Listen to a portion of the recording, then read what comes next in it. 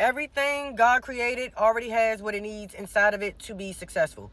Apples have seeds in them. Once the apple is dismantled and thrown in the trash or discarded, those seeds turn into more apples.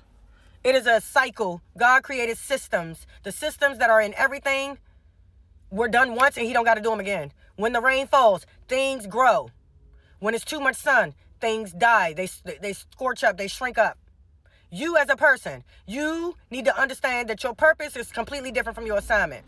Because if a fish tried to go into a store and buy a bottle of water, can it do it? No, it cannot. So it stays where it's supposed to stay because it understands that there is a law and a system built into it. Humans are the only ones who defy God. Every other system and creation that he created operates and does what it's supposed to do. Why? Because he gave us free will. Now, your free will can destroy you or it can help you. Okay, I choose to use my free will to do what God tells me to do, and delayed obedience is still disobedience, so I try my best not to delay.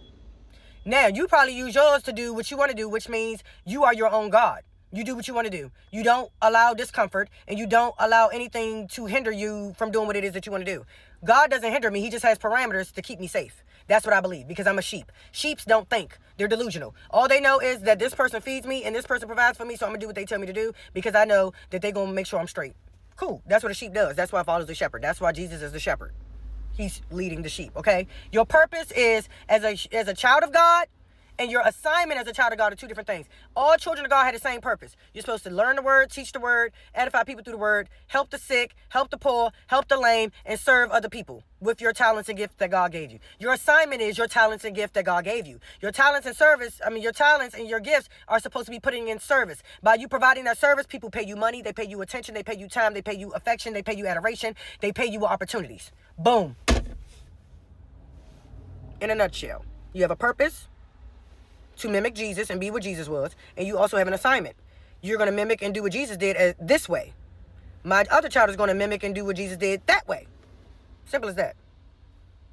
You don't need to be trying to be something other than what God told you to be, because you're going to be satisfied, but you won't be fulfilled. Aside from that, anything that you're going to do that God gives you, you can't do it without him. That's the best part. He equipped it so that you have to be remained in him to get it done. So that means, how do you remain in Jesus? Remain in Jesus/God. Same thing.